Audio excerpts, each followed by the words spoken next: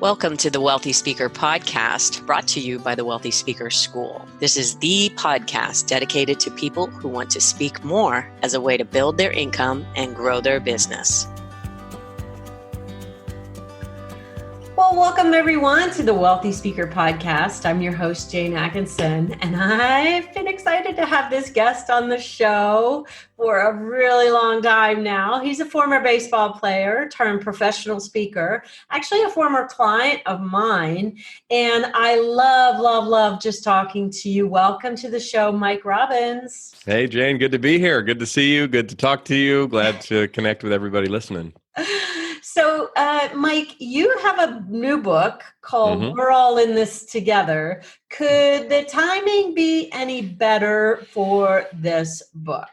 Well, I mean, I guess at a macro level, it's kind of a weird time to put a book out into the world for sure. But, I had no idea, of course, when I was writing this book last year. I actually had to fight with my agent and my publisher for the title because it was really important to me to be called We're All in This Together. The book's really about teamwork and how we find common ground and come together and lean on each other. I didn't expect it was going to come out in the midst of a global pandemic where everybody seems to be uttering the phrase, we're all in this together. So it's been kind of a surreal experience in addition to the whole surreal experience of this whole thing. But yeah. There's so many things to talk about when it comes to, and your words are often running through my head, but I want to just kind of back up a little bit. I think we figured out that we worked together a couple of times 10 years ago and 15 years ago. I mean, you must have had a really green coach in me 15 years ago. So well, I was pretty green at speaking, but we met through the National Speakers Association and through some mutual friends, Rich Fetke and Theo Andrus, and connected at a couple of NSA events. And then I think you and I had met and connected, and then I reached out after knowing you for a year or two and said, "Hey, I really could use your help." So, well, I don't know if it was that work, but I don't really take any credit for it. But you just went gangbusters, and whenever we checked in later on in time, it was like, "Whoa, your business went through the roof." So, talk about you had a book. What was one of the most pivotal books that you wrote? How many books have you written now? So this is my fifth book. My first book. So I started speaking in 2001. My first book came out in 2007. It was called Focus on the Good Stuff, which a lot of my work, especially in the early days and even still now, focused a lot on appreciation.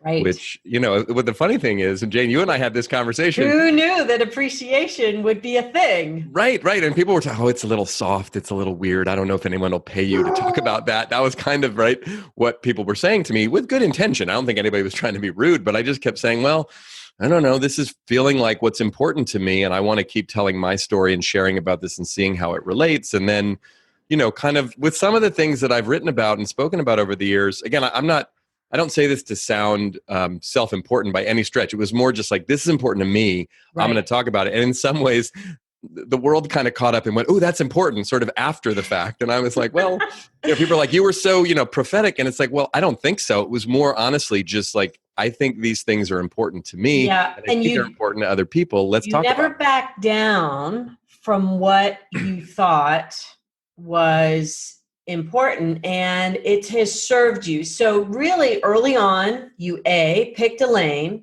and decided what you wanted to talk on. And appreciation, not the most popular lane in that moment. No. But certainly focus on the good stuff is something that has run through my mind, even like during this crisis. Yeah. It's like, okay, how do we take our mind off of all the negatives and shift it over to the positives? And so the work that you have done really has been something very foundational. And I think now the world is really caught up with you, Mike. So congratulations for thank you. Being ahead of the curve there. Yeah. So you got out, you started speaking, and you found a bit of a market for yourself in Silicon Valley, wouldn't you say? Yeah, absolutely. Well, I live here in the Bay Area, and and I grew up here in California. And so I just kind of started. When I first started, I started in my own backyard because it's where I'm from. And, I knew some people and had grown up here and just kind of started to reach out. I worked in the tech world after my baseball career ended. I spent a couple years working in the .com world in the late 90s. So, I mean, I've been a big believer over the 20 years I've been doing this now, Jane. It's like so much of the focus of my business and the marketing aspect of the business for me has always been about personal relationships. And just, I never thought of myself as a great salesperson or marketing person. I still don't, but I think of myself as someone who really loves people and loves to connect with people. Right. And so that's kind of the way I've always oriented myself around building business relationships, is like, I try not to think so much about sales and marketing, because then I start to get weird and then I'm not as authentic. I'm not myself. But when I think about, just connecting with people, like that's fun and that's easy for me. That's great. So talk about when COVID came down. You probably had a lot of engagements that were out there on the calendar, ready to roll. Yep. Talk about what kind of rained down on you. Well, I mean,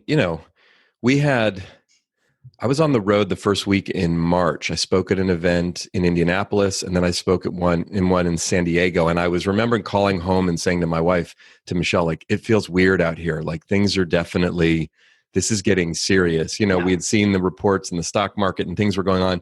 And then I had 2 local events the following week that got canceled because they had people flying in from, out of the country. And then I was like, oh gosh.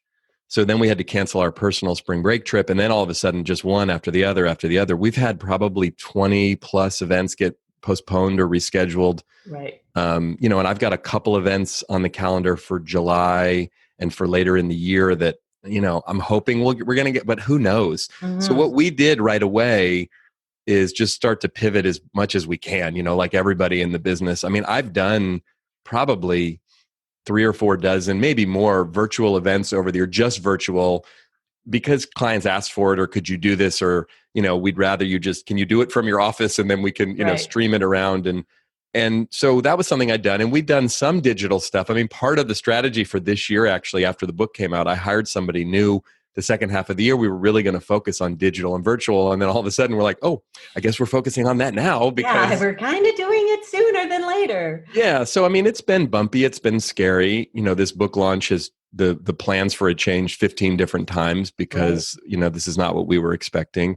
But I've been trying as much as possible to both navigate it myself and with my own team.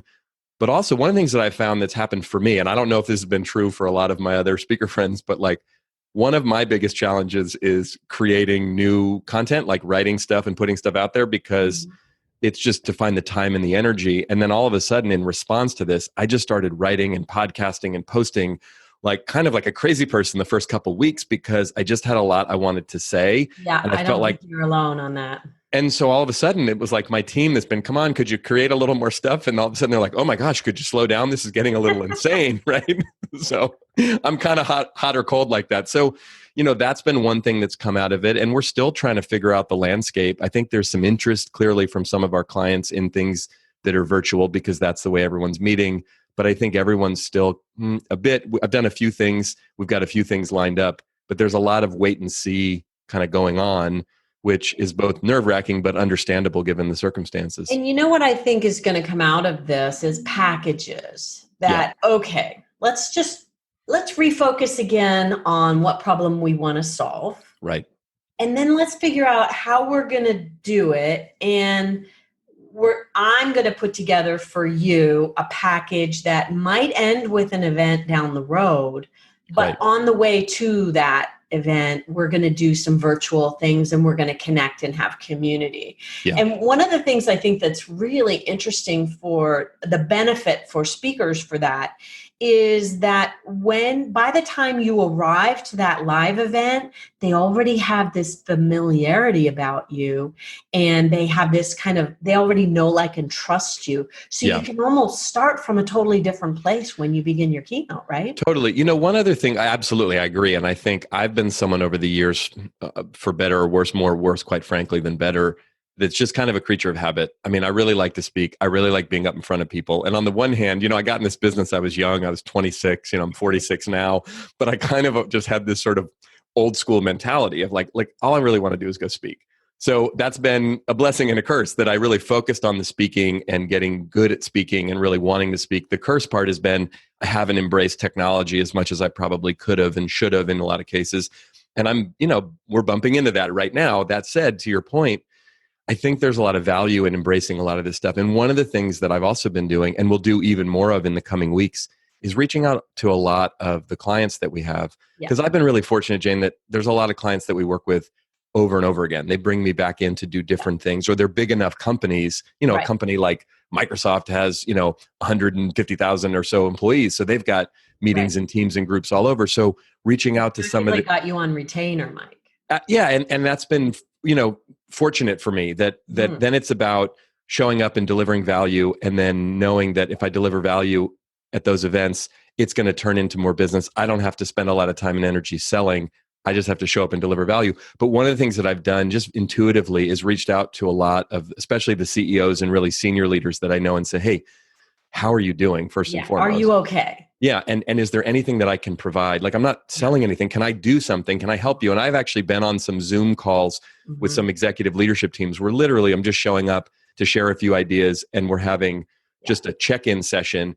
And then they're saying, hey, can you come? We're doing an all hands. Can you come and talk? And leading first with, again, look, I'm running a business. We all are. Yeah. But leading first with, how can I serve?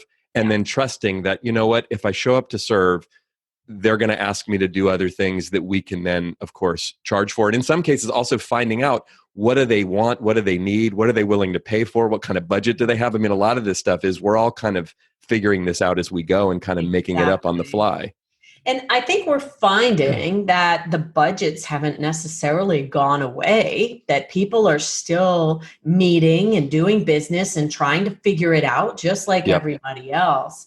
Don't you find that the best companies, the companies that will rise to the occasion of whatever crisis comes their way, it will come down to leadership and communication? Absolutely. I mean, for sure, one of my favorite clients over the last 10 years has been working with Google. And what was interesting, I got introduced to Google in 2010 when we were still pretty much in the throes of the recession. And most companies, even in Silicon Valley, pardon me, and in other places, were struggling, right? Laying people off and cutting costs. And there was a lot of our business, Jane, got significantly impacted during the recession, like most businesses did. Right. Google was continuing to not only bring in people like me, but hire people and really focus on development of their employees. And I remember talking to some of the leaders there at the time, and I said, well, what's this about? And they're like, look, we got to be smart about our business, obviously, but we know the economy is going to turn around and it's going to come back up again. And people are going to pay attention and remember, how did we treat them during this time? Because instead of just assuming, well, they should be lucky to have a job, which is true, but and so again, I mean, if you look at it at the time, Google had like 15,000 employees 10 years ago. Now they've got over 100,000. And I just think about the growth and what I've seen as I've watched that company grow and had a chance to partner with them. I always look at it too, Jane, like I learn a ton from my clients, because the truth of my story is, I mean, I played baseball for a bunch of years. Then I worked for 2 years in the .com world. That's my entire business experience. So what I know about business is really what I've learned over the last 20 years from my clients. Some people come to this business with a ton of experience and wisdom, and they ran a business or they did a thing, and I didn't come into it that way. I came into it as a young guy who had some passion and ideas, but didn't really know what the heck I was talking about. Almost like a baseball shaman. I really come at this from a place of a very spiritual place, and very unexpected from a professional baseball player, and also very unexpected for the tech world, right? Yeah, I guess so. I mean, and I think in some ways it probably also helped me to start as young as I did, because I had to come at it with a beginner's mind. And I'd walk into rooms, even in Silicon Valley, where people were young, but especially I was working with clients like Chevron and Wells Fargo, that I was humbled and honored they would bring me in. But like, everyone in the room was older than me in those days. So I had to basically just talk like, hey, look, let me share my story and share some of what I learned and offer it to you. And if it's valuable, use it. If it's not, listen, I'm not here to tell you how it is. Right. And even though I'm a few years older now, and especially in Silicon Valley, I walk into the room and at 46 years old, sometimes I'm the oldest guy in the room, which is always weird, right? I still kind of take that approach of like, here's what I've learned. Here's what I've seen. Here's what I've experienced personally and also through my research. And let me offer it to you. And if you're interested, you'll take it and use it. If not, I'm not going to be upset and offended about it. I mean, that's always kind of just been my approach, because I do feel like, not just because I have a book called this, that we are all in this together, meaning we're all trying to figure out life and business and leadership and parenting or whatever the heck else we're trying to figure out. And it's like, I always wanted as a kid growing up as an athlete and in school for people to just share their ideas, what's working and also what's challenging for them so that I could learn and I didn't feel like I was crazy. And that's kind of always been my orientation around my work, is that I want people to not feel like there's anything wrong with them if they're struggling, because like I'm struggling too. And so is just about everybody else. And here are a few things that I've figured out along the way and that I've seen other people or other teams figure out along the way so that they don't get stuck in the struggle and they can actually move through it. Well, I know that the reason why Google and other companies have asked you back year after year after year is that you bring to them this kind of breath of fresh air wisdom, helping them focus on the good stuff. I mean, in the middle of the recession way back in 2010, that would have been what you would have brought to the table was, hey, wait a second, guys, let's focus on the good stuff. And that is a perspective that people need and still need all the way now in 2020. Yeah, well, and I appreciate you saying that. I mean, I've always looked at appreciation, which is a core fundamental aspect of my work. Look, if we're winning and things are going really well, one of the challenges is to actually enjoy that experience and to notice it while it's happening. Because I learned for many years as an athlete, it's like I didn't stop to appreciate the success because I was always focused on the next one, the next, right? Yes. And then sometimes it's when something bad happens, either personally or what we're dealing with right now. Oh my goodness, like how many things are we missing and appreciating right now? My 14-year-old Samantha, our older daughter, said to me the other day, Dad, can you imagine how much we're going to appreciate so much stuff after we get to do it again? And I said, honey, you're right. I mean, things that we didn't even think that, like just giving someone a hug or walking around a shopping mall or going out to dinner. I mean, really simple things that we all took for granted. But that happens in the course of life and business. And then when things go south or things are really painful or difficult, appreciation is really important, because for us to be able to orient ourselves around the good stuff, right? Even when something tragic happens, when we lose someone close to us, as painful as that is, one of the things I've always thought from the time I was a little kid at funerals, it's like, this is sad and it's beautiful because we're all expressing how much we love this person. But I would start to wonder when I was young, and I still do now, did we tell them? Yeah. Right? Or did we just wait until, oh my gosh, they died suddenly, which is awful. But now we're all talking about how great they were. And it's like, why didn't we do that? Just because it was Thursday and we wanted to let them know, like, you're amazing and I love you. I really think that there's a lot for you to be talking about right now, the lessons from a pandemic. I love this quote that Dave Hollis, I don't know if you know him, Rachel Hollis's partner, in the rush to return to normal, use this time to consider which parts of normal are worth rushing back to. Yeah. I love that. I think I saw that. I saw him post that quote. It's such a great reminder for all of us, isn't it? It's so good. And so when you think about what are the big universal lessons that we're all meant to get out of this time, appreciation, definitely. Appreciation for all of the things, not just the little things, but like you said, hugging somebody. Yeah. Our grandkids, oh my gosh, it's killing us. We have 5 little grandbabies. Oh, yeah. Some of them aren't even 1 yet. Wow. And when one of them, who's just learning to talk, said "Gma" over FaceTime, I was like dying because I just wanted to hug on her so much. And your kids are around right now, and your kids, I probably knew your kids when they were just being born. But they're home right now, right? We have Samantha's 14, Rosie's 11. They're in 8th grade and 5th grade, and they're home.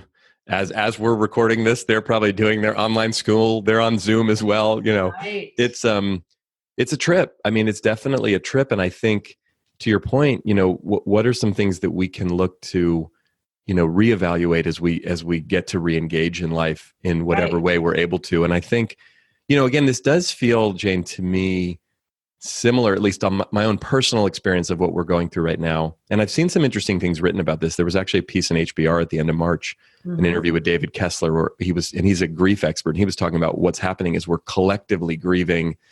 And quite frankly, we're not that good at grieving because it's hard and painful and we don't understand it. And in our American and Western, sort of North American culture, it's all about production and move on and get over it and go make something happen. Whereas like this is an opportunity, as painful as this is, for all of us to stop and really reevaluate things. And like grief, as it's painful, but it's also focuses us on what's important and who's important. Right. And I think I saw actually a really interesting post earlier today. The governor of New York, Andrew Cuomo, who's been in the news a lot because New York's like the epicenter, right, of the coronavirus. But he was saying, he said this whole thing about how he's realizing he hadn't been connecting with his adult children. Right. And saying I'm busy. And here's the governor of New York. You can imagine how busy he is. Right. But he's like, that's not a good enough excuse. No. Like, these are complex human beings that I don't spend enough time really getting to know. And they're my children. Yeah. And I just appreciated his vulnerability and his openness about that, because I think most of us can see that in our own lives. Like, oh, wait a minute. In the rush to be so busy to keep up with, as the economy was booming and everything was going on, that sort of fear of missing out, or fear of missing the boat, or fear of not capitalizing on the moment, all of these things in our business that are real and relevant. There's also the like, well, wait a minute. Why am I doing this to begin with? Most of us who get into this business, and it's not an easy business, this, right? But it's a really rewarding one. It's because we want to help people, right? We want to share our story or our wisdom in a way that might inspire other people. And that's a beautiful thing. And at the same time, it's like I've caught myself over the years doing this thing where I'm out in the world trying to motivate people, and I come home and it's like, I'm like not so motivational with my own family, right? It's like nothing left in the tank, right? Right. And it's, I can't tell you how many times Michelle, my wife, who I love, and we have she'll say to me, hey, Mr. Appreciation, how about some appreciation over here? And it's like, oh yeah. You mean, but babe, I just gave an awesome speech about it. And she's like, I don't care about the speech, babe. I want you to show up that way here. And I'm like, oh yeah, I got to actually live this stuff. I have a big button around appreciation. So I don't wait for my husband to notice things. That's am not that stupid. I will just say, today I did this and this and this, and you need to put that damn phone down and give me some love over here. And I just ask for exactly what I need. Well, that's a great thing in marriage, but also look, that's a great thing at work too, because as weird as it seems, it's like, I will say to people, look, if you know what motivates you, here's a great conversation for everyone listening. Oh, that's good. And like, if you work for someone, now some of us have our own businesses, work for ourselves, but so you could do this with a spouse, a friend, but especially when I'm talking to people inside of organizations, it's like, look, sit down with your boss or whoever you report to and say, here, you want to get the most out of me? You want to motivate me? Here's what really motivates me. Here's what inspires me. Here's what gets me going. And by the way, you want to really irritate me and piss me off? Here's what does it. And just let them know, because again, we're all wired differently. So the things that motivate you and the things that are important for you to be noticed, if I worked with you or if we were in a relationship, I want to know those things, because part of my job in being in relationship, whether it's a professional relationship or personal relationship, is to have you feel valued and appreciated. But even if I know you well, and Michelle and I have been together for 20 years, I can't read her mind. Yeah. So if she does like you do with your husband and sort of raises her hand and says, hey, babe, this is really important to me for you to acknowledge. Oh, thank you for reminding me so that I can do that. And we can do that for each other. And if we do that, and when teams that do that for each other, now we start really lifting each other up. That's really good. And that's why the subtitle of We're All in This Together is creating a team culture of high performance. And I almost wanted to add on, no matter what the circumstances of your team are, because right now teams are having to perform at higher levels than they've ever had to perform at before, because they're all disconnected from each other. Well, they're trying to stay connected to each other and run meetings virtually and do things like that. Yeah. So it is an interesting time to launch a book, but I really believe, Mike, that there's no better time for a book called We're All in This Together. So I want to say congratulations for that. If people want to get information about this book, let's tell them where they should go to get it. The best place to do that is at our website, mike-robbins.com/together. We have a special page we put together just for the book. And okay, great. yeah. All right. And we'll put that in the show notes. And I really feel like I'm number one, so happy to be reconnected with you. Yeah. But secondly, I'm just so excited that the world has caught up to your ideas. Thank you. Well, so am I. Well, and one thing I'll say on that, Jane, I mean, just to everybody listening, wherever they are in their journey of their speaking business, look, and you help me with this because I do think that there's two things we have to do simultaneously. We have to trust ourselves and listen to what it is we really want to say. Yes. And at the same time, we also have to marry it with what is going to resonate with people. And working with you the two different times that I did, one of the specific things you really helped me with is to understand that, like, yes, I know you're really excited about what you're talking about. That's great. You also have to pay attention to who it is you want to speak to and who's going to pay you to speak about it. Because again, I had to learn how to hone the message in a way that was the bottom line. Yeah, that was relevant. So it wasn't like, hey, I'm going to talk about the power of appreciation. And this is 20 years ago. And people are rolling their eyes going, first of all, what is that and why is it important?